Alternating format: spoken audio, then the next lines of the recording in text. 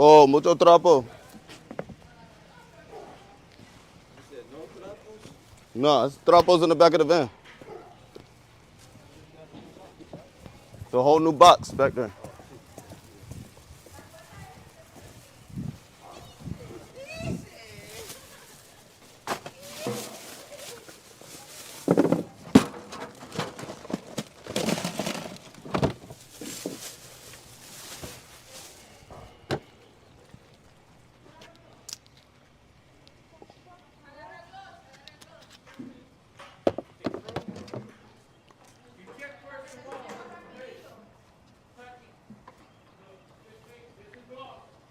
Yeah, you could put half of them in the gloss and half in the flat.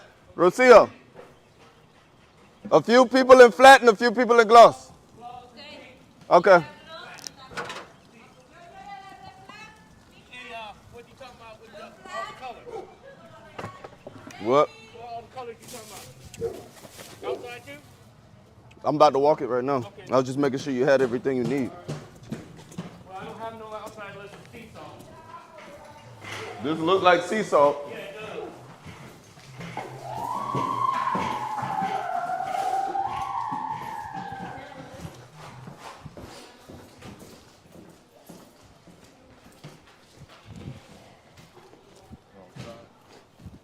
No, you good.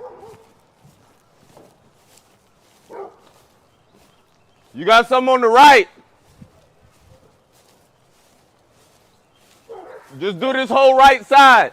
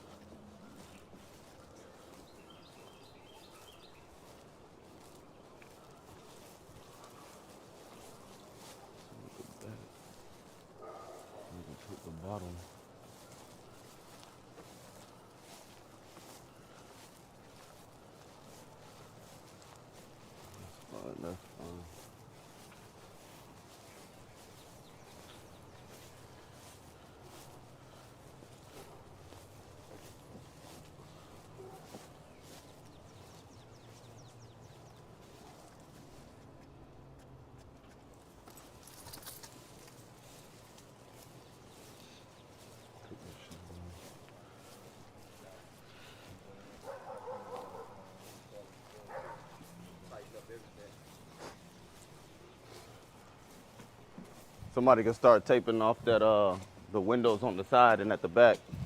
This side right here. Yeah, just spray that whole side and then the bottom of behind the window on the other side. Just a gallon? All right, so what you need, like 3? Don't need much.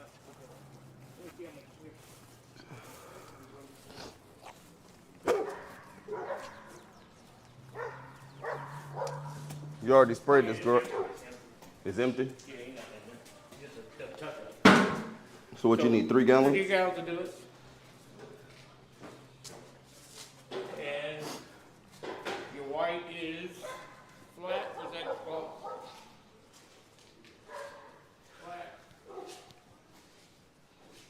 Caramel is flat. Let me see if I got You got, no, I was telling D, say it's 2 windows you need taped off, right? Or is it 3? You want that backslider taped and that window right there too? You just want those 2 sides straight? Yeah, I think that's the only thing that needs to be hit.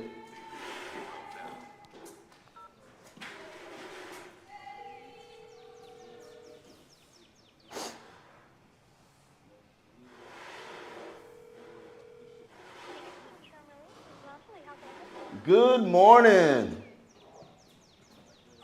Hey, I just need 3 gallons of sea salt, and it's going to be 6204, and this is going to be for Linda Lakes, lot 83, on job 10, A100. Oh no, that can't be right because this says gloss. Hold on 1 second. Give me 2 seconds. 2 seconds.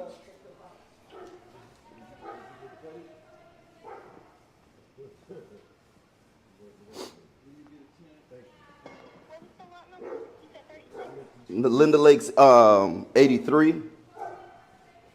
But hold on, give me 2 seconds because that might be the wrong color.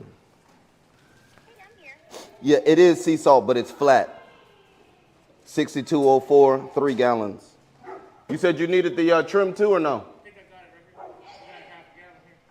Okay, yeah, that's all I need. Are we still doing A100? Yeah, A100 flat, Okay. And just 3 gallons? 3 gallons. All right. And this is for Taylor? Yep, Taylor Pro. Taylor Pro Painting and Contracting, job 10.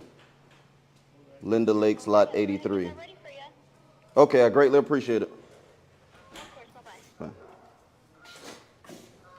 Yeah, I guess I'll take you on the inside, show you what we got going on.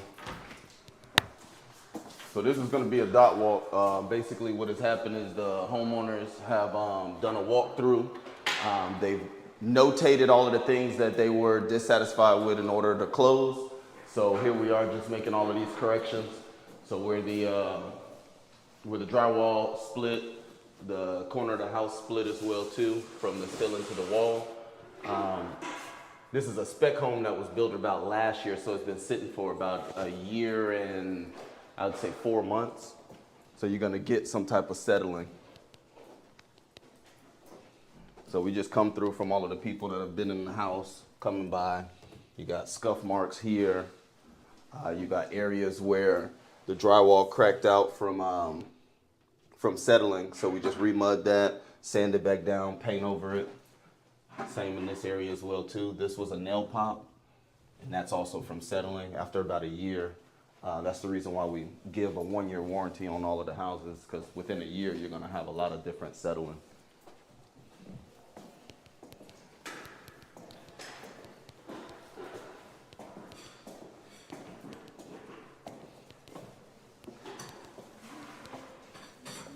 Main thing to look for is your sunlit walls. Sunlit walls are usually going to be the first thing that the homeowner is going to notice because the sun's coming right in. So these walls you always want perfect. You don't want any nail pops in these walls because the sun's going to be shining on it at all times.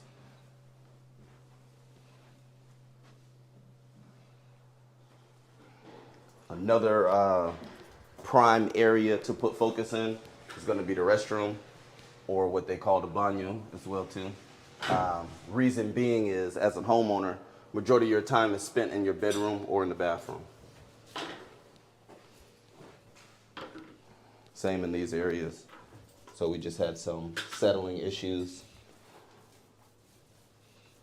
Nail pop issues over here, 2 nail pops, but once this is coated twice, you won't even see it anymore.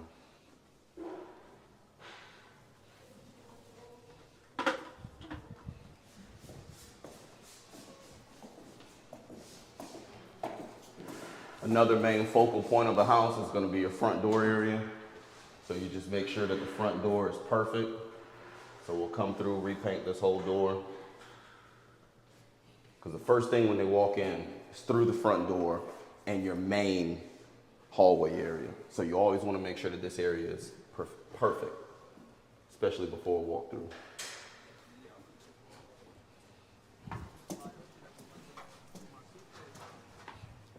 Same with this area. This is your exterior front door area, so you want to make sure that your porch is painted nicely. All of your leadways going into the house are perfect because it's the first thing they're going to see. So when they're walking in and they're like, oh, look at this scuff mark here or this scuff mark there, and then that's going to trigger the brain to start looking for more things.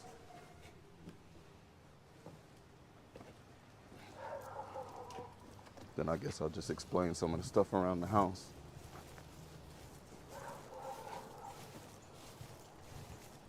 So normal wear and tear. Like I said, this house has been sitting for a year. It's been being maintained by the HOA's maintenance, yard maintenance service. So you have people coming up, weed eating.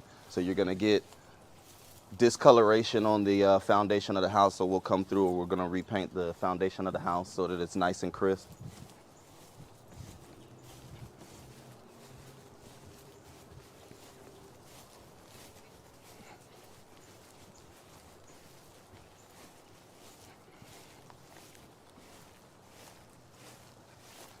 Same with these areas. This damage was caused when they came to freshen up the landscape. They threw fresh red mulch, so the dye from the red mulch will transfer onto the house sometimes.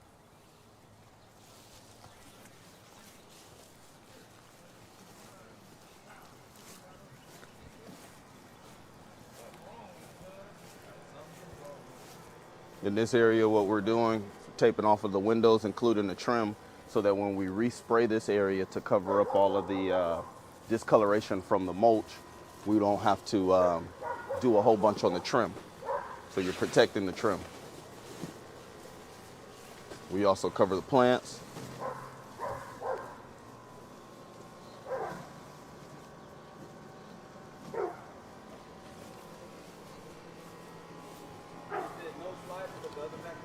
Yeah.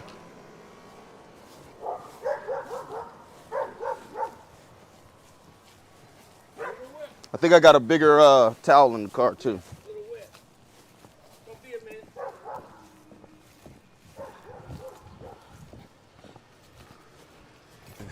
So every time we come to do a homeowner's walk or a community walk, especially with the homeowner's walk, the superintendent for the neighborhood is going to come out.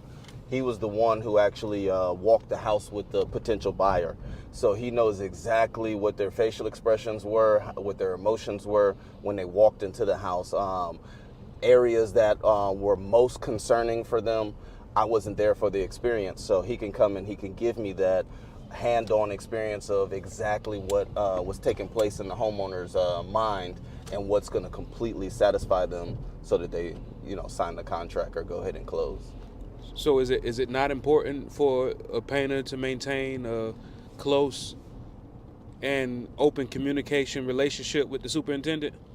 It would be most beneficial to always have a good rapport with the superintendent. That won't always be possible in the easiest way. I have my own situations where I have other superintendents that I don't see eye to eye with at all. But the job still gets done. At the end of the day, superintendent also is the person that is signing off on your work as well too. So yeah, you're gonna always need to have some form of decency with the superintendent. So what was the first thing that you did? Because when you first got there, you walked straight into the house. So what's the first thing you do as you and your crew are arriving on one of these warranty? What would you call this? Taylor Pro warranty, 1 year warranty. What do you classify this as? What is it called? This is actually called the homeowner's bump or a homeowner's blue tape. So this is when the actual homeowner has come and they have assessed the house and figured out what all they need corrected in order for them to close at closing on closing day without any issues. Because you don't want to close with a letter of intent. There are builders or people that will close with letters of intent, which basically means, hey, we know that these things you want corrected. You're going to go ahead and close today, and we'll have them fixed within, say, a month, 30 days, 35, 40 days. But instead of doing that, because that can turn into sticky situations, you just go ahead and get it all corrected before they go to closing. Okay, get it all done.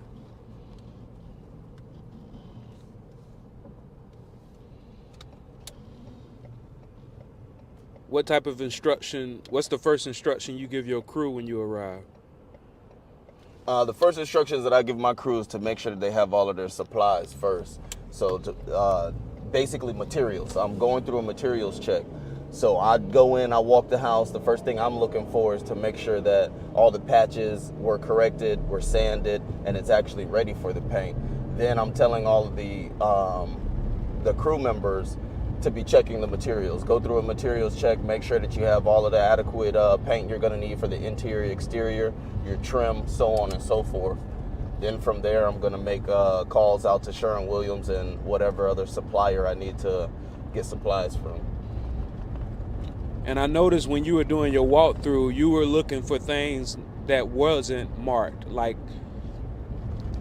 it's important, like you were showing, to look at the sunlit walls and the front, the entry foyer and area, but you it seemed like it wasn't just what they noticed. You were also looking for things. Is that not typical of how you handle it? Yeah, just to be, as a word to the wise, to practice a good practice to be a good tradesman in any trade is to go above and beyond. It's way better to serve delight than to just get by. The dots are basically just getting by. That's what the homeowner saw. And they're also walked through in a certain type of way. So they have to stand, I think it's 6 feet off of the wall. They can't have flashlights, so on and so forth. So imagine you have these stipulations when you're doing your walkthrough, but then once you've closed, you're sitting there on the toilet and now you're 4 feet off the wall, or you're in your closet hanging up clothes and you're a foot off the wall, and now you see all this other stuff. So just me being the tradesman, and being the owner of the company and not ever wanting any bad publicity or negative comments made later on, I'm already here, so I might as well find what you didn't see as well. It's not going to take me that much more time. Yeah, one of the habits of success is doing more than what you're paid for. Correct. And I noticed that your crew were trying to dry the exterior walls. What reason were they trying to do that? Well, normally we start all of our days first thing in the morning. It's going to be like 8 o'clock in the morning. So you still have the morning dew. The sun hasn't come all the way up in order to dry up the dew. We're also at the end of winter/spring. So therefore, the sun isn't getting as hot as fast just yet. So it's going to be wet and you can't spray onto the water. So if you take a towel, some rags or something of that nature, go ahead and take all of the excess water off. You can go ahead and get the job done and not have any time lost.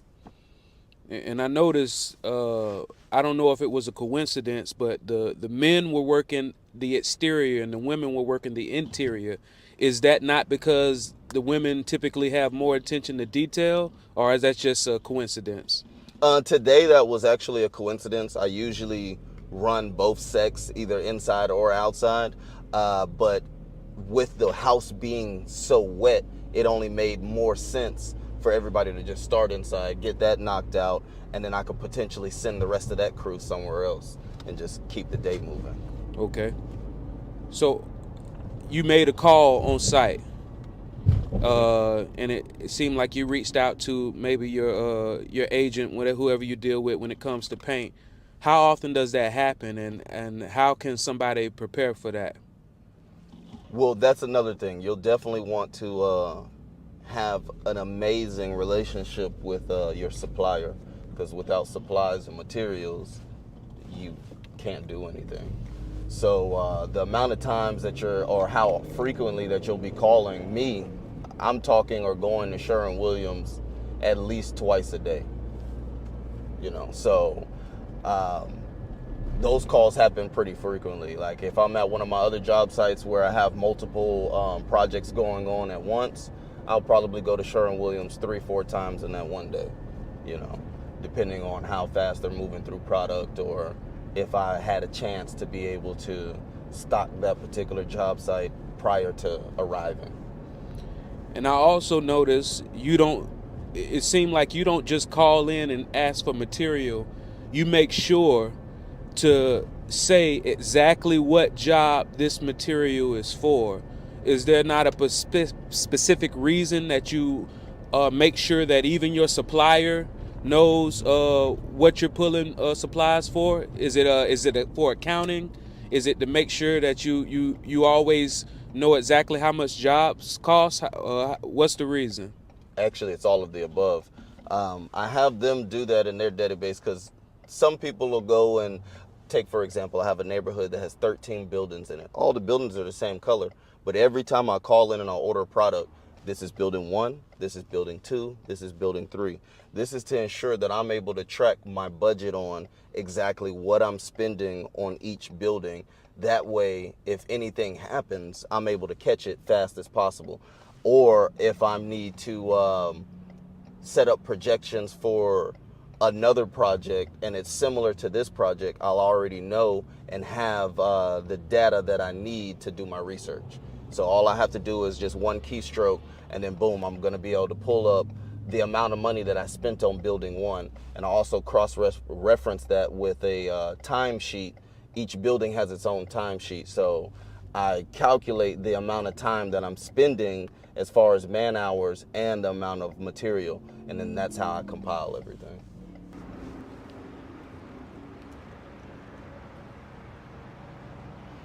Good morning, good morning, good morning. I hope you still not hitting that snooze button. You see who I'm with. I'm with the homie Rand, man. You already know. Randolph Love. You might want to Google it. And you see where we at. We're at the re-up spot right now, man. Don't tell me that you hitting that snooze button or reaching for that flip phone trying to call somebody. They don't want that pack, man. The pack is dead. Find you a trade. Get you some money. Good morning. How you doing today? Good, how are you? Doing good, doing good. I'm new here, so let me go get I see. can't help. Nice to meet you. Nice to meet you.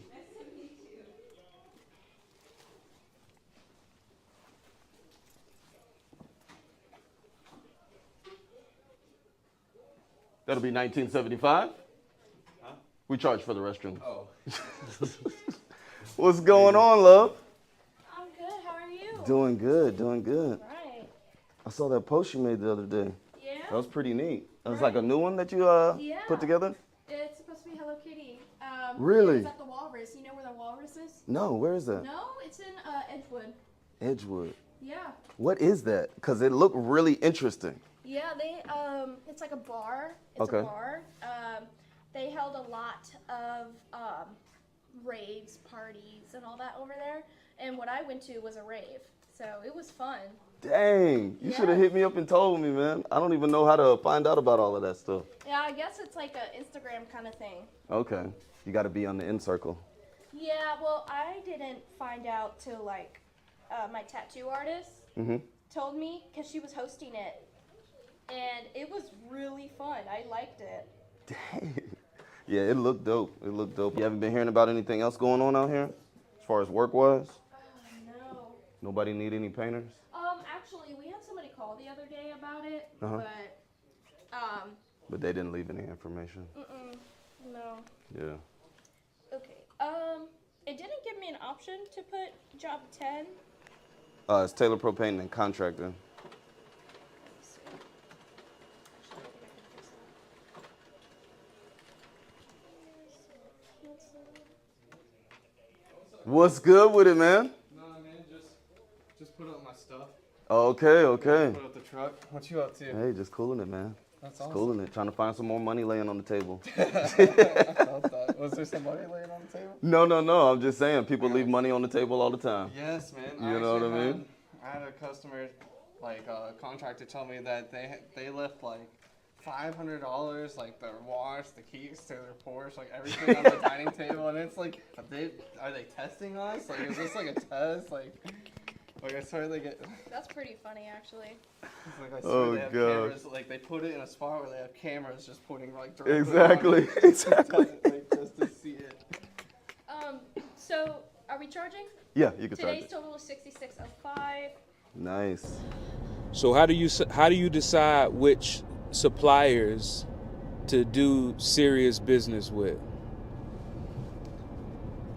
Mine is going to be more so of accessibility. What do they have access to? What are they going to keep on hand the most? Unfortunately, well, I'm not going to say unfortunately. Fortunately, we have grown to a point where now I'm really only able to use commercial stores. That can sometimes be conflicting because their commercial stores aren't on every corner. Now, you'll have a regular Sherwin-Williams on every corner, but not every regular Sherwin-Williams is going to cover all of the new construction products that we use.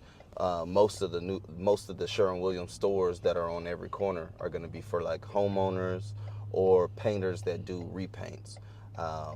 So you'll have more, I guess you would say, higher end products in there, like your emeralds and things of that nature, super paints. But when you're in new construction, everything is going to be more construction grade materials, like Painter's Edge or ProMar 200 and ProMar 400, which those are the two that I like to use. It's going to be ProMar 200 and ProMar 400. But a lot of stores aren't going to keep mass quantities of that. Same with A100. A100 is going to be your product for your exterior for new construction. But that's what I like to do. I like to, one, source a store that is as close to the job site as possible, because everything counts at the end of the day when it's talking about your budget. So travel time in between the supplier, emergencies as well too. You could be on the job site and need an emergency. You want to have a store that's relatively close. So and then once you start buying from that store, you want to create a rapport with them, especially if you don't already have a sales rep, which I have 2 sales reps, but that's what you want to do. You want to create the best rapport with the stores that you're purchasing from. So let's say it's a builder, you know, they putting these houses up, they're doing quality work, but you can't sell the house until it gets painted, and all they keep running into is painters who either take too long or the work is nowhere up to par to where a new homeowner is going to sign off on it. What would you say to new builders? What should they look for when hiring a painter? Well, they definitely shouldn't look for the lowest price. That's what you don't want to look for. Now, that's mainly what every builder is looking for. They're taking on these interviews, they're asking you to bid, and then they're going based on the lowest bid that they can find. A lot of the times is what they're looking for, is the lowest bid possible. Me personally, I consider my bids to be anywhere from mid-range to on the high side. But then I'm backing that up with all of my quality and preciseness. So what they should be looking for are companies that are fully equipped. And a fully equipped company probably isn't going to be the cheapest company. A lot of these builders are running into finding these cheaper companies or these cheaper tradesmen, but these cheaper tradesmen aren't fully staffed. They don't have enough people to meet these deadlines. They don't have the proper equipment in order to help them move faster to meet the deadlines. So that's the main thing that they should be looking for, is the size of the crew, possibly even the history. Unfortunately, I wouldn't like to say, they should be looking for the history, because there can be a company like myself that I took over my uncle's company that ran for 43 years, but all of the people I have working for me today aren't the people that were working for him, except for one person.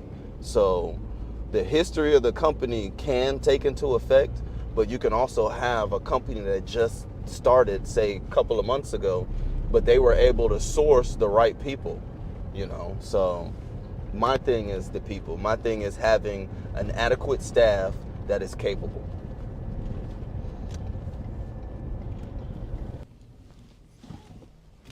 There's about 100 and something out here. So the builder that you're working for built every single house out here?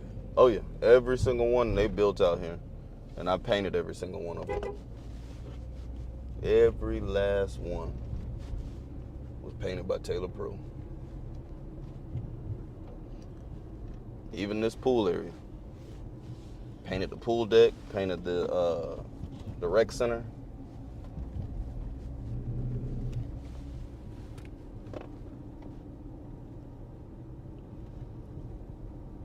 Now I heard you mention how this company was ran for 43 years by your uncle, and then you took it over. Yep.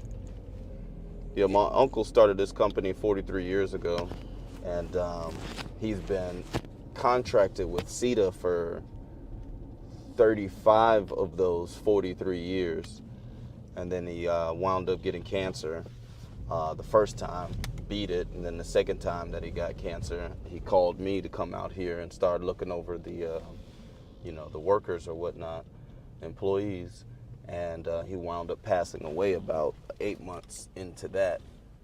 And I thought I was just going back to DJing, and here I am, the new owner, Taylor Pro Painting and Contracting. But in that 8 months, he was able to pass down all his wisdom of those 43 years to you. Yeah, I was at least able to grasp a good amount of some of the knowledge that he had, because that man was a book.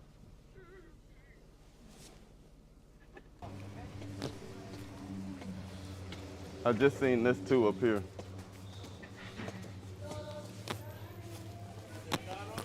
It's not a dot on it, but from where somebody with their roller hit the white from the white came down on the body. So maybe hit those 2 panels.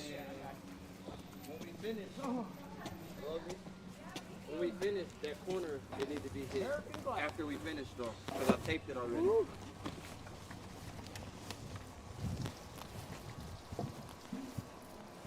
Yeah, she look dry now.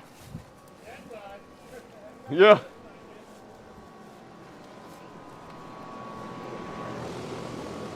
Probably be better to to plastic this off.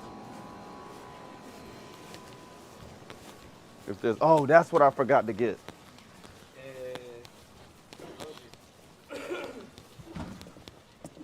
You didn't have no more plastic? There's a little bit right there in that box.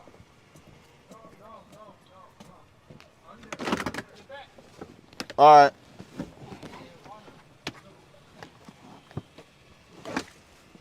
Just use this.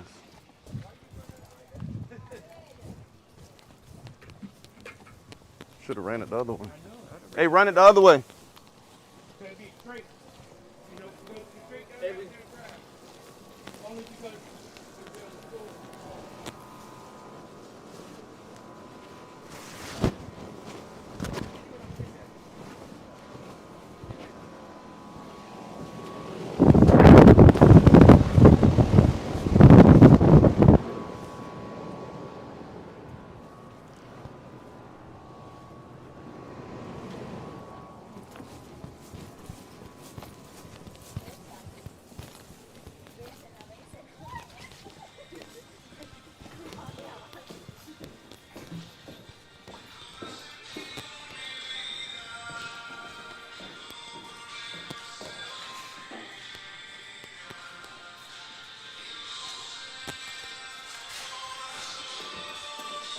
Get you some brushes if you want them. You good? How's it going, man? What's up, buddy? Oh, yeah, how you doing?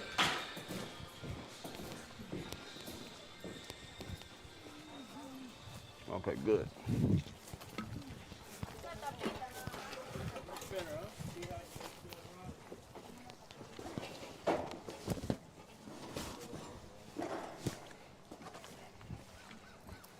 Yeah, that's David. He's been with us 30 years.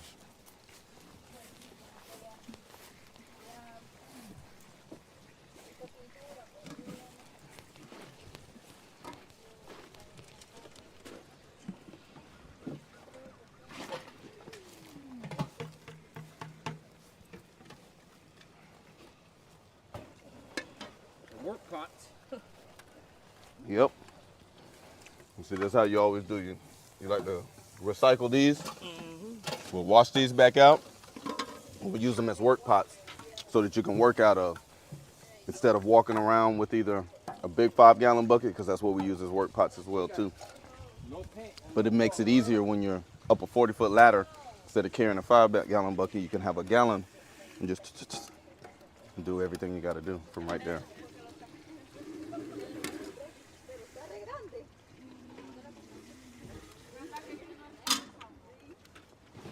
Machines that we're using is a Graco 7900.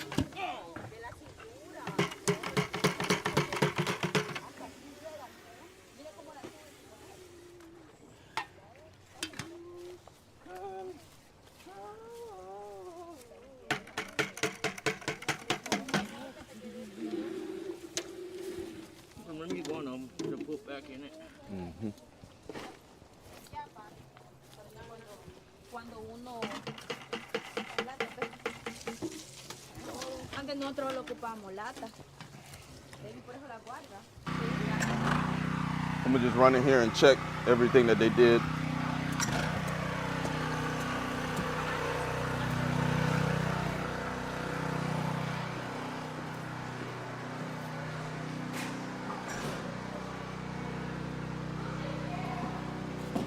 good one. All right, you too, man. Be blessed. Have a blessed one.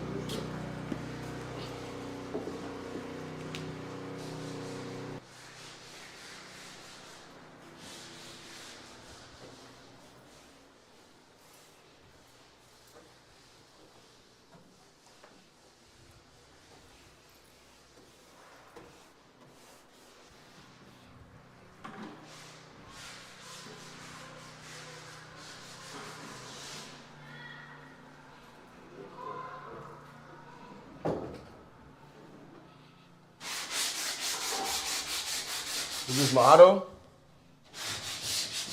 This Mojado? Mojado? Yeah. Okay.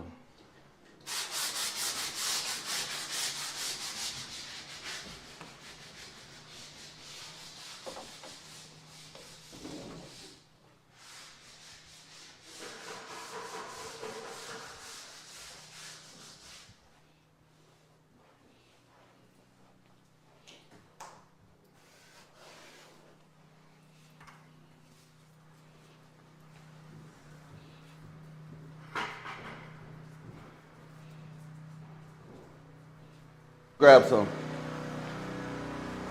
All right, appreciate it.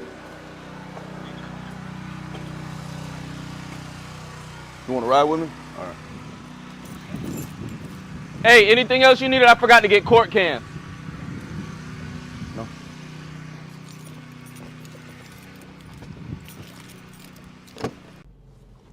What's a cork can? It just holds a quarter of paint. Oh, a quart can. Yeah. What? So they like disposable? They not reusable? No, they're reusable. What I do is I don't leave behind those big old buckets, like the 5-gallon bucket. At most, I'll leave one of the gallon buckets or whatnot. But a lot of the times, especially in this subdivision, I've noticed that they sell to elderly people. More elderly people purchase in this area, and they can't really pick up the 5-gallon buckets that I leave behind.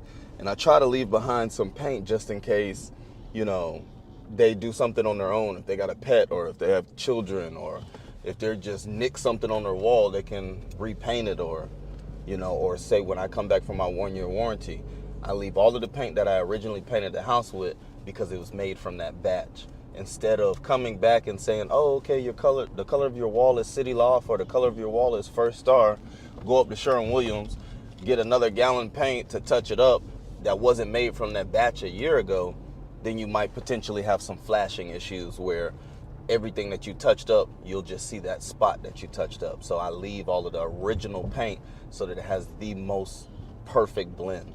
Okay, so what sounds like what you're saying is not only is it a good practice for a painter to leave behind their paint just as goodwill to the homeowner, because that's, you know, something that they might need to use themselves, but also it allows you, if you have a warranty in place, to come and actually have the exact same batch of paint to avoid those flashing concerns. Correct.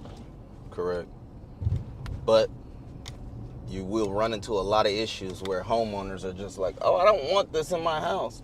And then they throw it away. You show up for the 1-year warranty and they're like, you didn't bring paint? You're like, no, I left the paint when I painted the house the first time. And then you wind up having to go corner to corner for a nail pop that was done in the middle of a wall, but you can't touch that up because that one spot will flash and the house will look like it has chicken pox. So should a painter not put that in their warranty, that the expectation is that you will have that paint that you left behind, and if not, it may be an additional fee? I guess potentially you could try to work that into it, but 9 times out of 10, it could probably put a bad taste in the homeowner's mouth or whoever you're dealing with. So what you could do, in a sense, is be more proactive. Use a smaller can, a smaller amount of the product that they're going to be using, which would be a quart can, in hopes that they won't throw the small can of paint away. And if they do need more paint, I tend to stockhold paint at my house, so 9 times out of 10, I'm still going to have one of those batches of paint. But in the event that I don't, I will go and get more paint and just do corner to corner so that they won't have issues. That goes back to doing more in order to close a proper deal. You know, it'll protect the company more to do more than what you're paid for in the long run than it would be to say, oh, okay, well, I'm gonna just touch this spot up and keep it going, you know. See, I was taught this thing a long time ago, an acronym called CYA, and I live by that. A lot of people are like, oh, you just record for content. Yes, it's for content, but it's also for safety. You can run into a situation, and I wouldn't just do this when you're working with builders. I would do this when you're working with anyone that you have to enter into their private home. If you're recording before you do work and after you do work, that could help minimize any type of blame that could be placed on you for X, Y, and Z. I've been in situations with builders where I've painted the house the first and second time, and I'm coming to do touch-ups, and then they replace 4 doors in the whole house, and then tried to convince me that I missed them while I was painting. 4 doors, you know. Hey, you're human. Things could happen. But this trusty camera, for some reason, Steve Jobs decided to program in here when you take a picture and when you record a video, it's going to time stamp it, date stamp it, and probably imprint the location on it as well too. So that can help you out in a lot of different situations. So it seems like you shouldn't wait for an issue. You should understand that this is a part of the business, and even if you haven't had any complaints yet, you should act as if you're preparing for it. Yeah, you should always remember that you haven't heard the complaints, but someone's always complaining. Someone will always be complaining about something. So prepare yourself and protect yourself.